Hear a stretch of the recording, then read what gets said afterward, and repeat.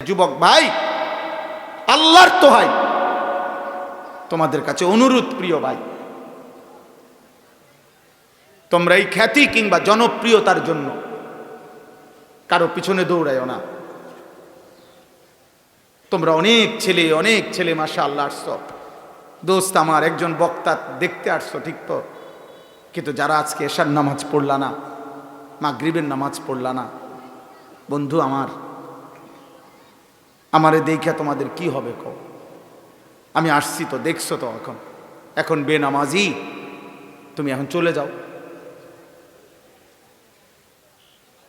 এখন আব্বা চলে যাও, তুমি বেনামাজি তো নিকৃষ্ট, যার কপালে সেজদা নাই, তো এ আসমানের নিচে জমিনের উপরে সর্বশ্রেষ্ঠ গাদ্দার, এই সৃষ্টির সবচেয়ে নিকৃষ্ট অসভ্য বেয়াদব, যার কপালে সেজদা নাই।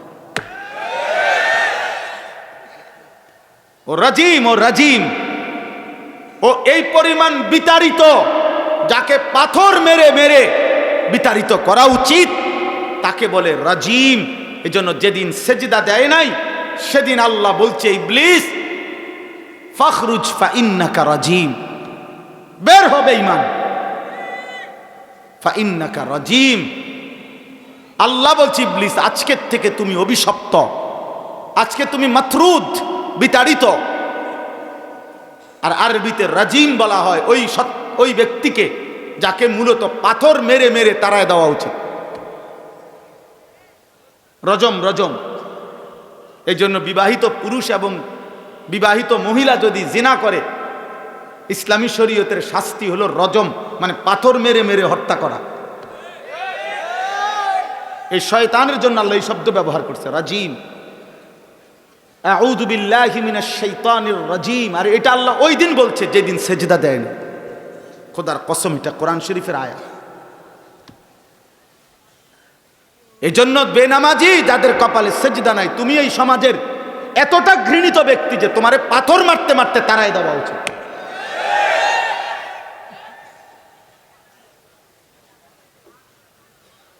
তুমি এতটা ঘৃণিত, তুমি জমিনের এতটা ঘৃণিত ব্যক্তি। ওয়া ইন্না আলাইকাল লা'নাতা ইলা ইয়াউমিদ্দিন। আল্লাহ বলছে, ইবলিস আজকের থেকে নিয়ে কিয়ামত পর্যন্ত তোর উপরে আমি আল্লাহর লানত। এই যেদিন সেজদা দেয় নাই সেদিন বলছে। প্রিয় ভাই মাওলানা গাজী ইয়াকুব উসমানী বলছে, দোস্ত ফজরের নামাজ পড়তে, আলহামদুলিল্লাহ সারা বাংলাদেশে আমরা এই মেহনত করি, ফজর ক্যাম্পেইন, ফজরের প্রচারণা। রাসূলুল্লাহ সাল্লাল্লাহু আলাইহি সাল্লাম বলছে, ফজরের নামাজ যে পড়ে না, নবী একাধিকবার বলছে, রাসূলুল্লাহ সাল্লাল্লাহু আলাইহি সাল্লামের একেবারে বুখারীর হাদিস, মুসলিম শরীফের হাদিস, সর্বাধিক বিশুদ্ধ কিতাবের হাদিস, নবীজি বলছেন, ফজরের নামাজ যে পড়ে না সে মুনাফিক, মুনাফিক, মুনাফিক, মুনাফিক, মুনাফিক। আর নবী যদি বলে তোমারে মুনাফিক, এবার হাসরের ময়দানে সুপারিশ তোমার কোন আব্বায় করবে তুমি ঠিক করে নাও। যিনি সুপারিশ করবে তিনি তো বলছে তোমারে মুনাফিক, আর তিনি মুনাফিকের জন্য সুপারিশ করবে না। এবার তোমার কোন আব্বায় তোমার জন্য সুপারিশ করবে, তুমি তোমার বাপের লগে কথা কইয়া রাখো,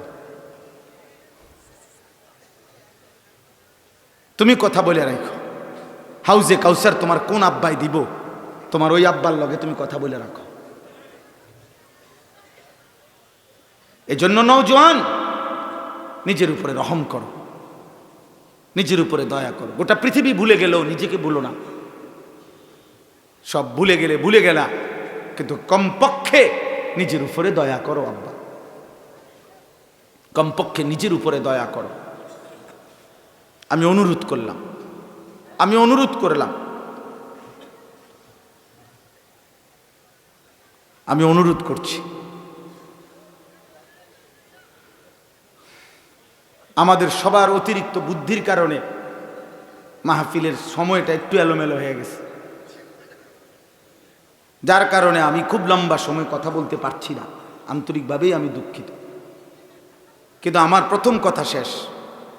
আমি আর দ্বিতীয় কথা হলো আমার এই 4টা আয়াতের তর্জমা বলি, কিন্তু আমি সমস্ত ছেলে তোমাদেরকে বলি, বাপ আমার হাত জোড় করে অনুরোধ, তোমরা যারা এশার নামাজ সারাদিনে 1 ওয়াক্ত নামাজ পড়ো না, একটা সেজদা দাও নাই, তুমি দয়া করে চলে গেলে ভালো ছিল।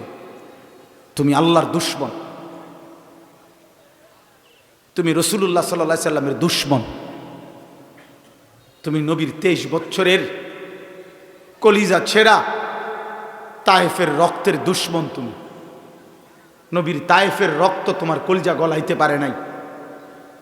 14 দিন যে নবী পেটে পাথর বাঁধছিলেন ক্ষুধার কষ্টে, সেই পাথর বাঁধা ক্ষুধার কষ্ট তোমার দিল গলাইতে পারে নাই।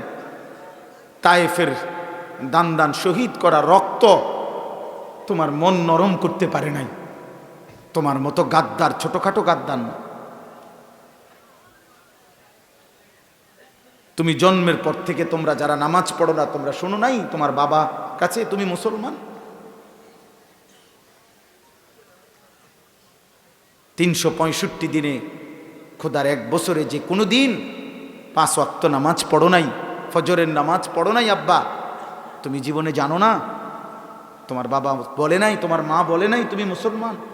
তোমারে কেউ বলে নাই যে মুসলমানের উপরে নামাজ ফরজ? হ্যাঁ, আল্লাহ নবী সাল্লাল্লাহু আলাইহি সাল্লাম বলেছে বাইনার রাজুল ওয়া বাইনাশ শিরকি ওয়াল কুফর তারকুস সালাহ। কোন ব্যক্তি মুমিন নাকি মুশরিক নাকি কাফের, খোদার কসম নবী বলছে পার্থক্যের প্রমাণ তারকুস সালাহ, নামাজ ছেড়ে দেওয়া। এর ভিত্তিতে প্রমাণিত হবে সে মুমিন না মুশরিক।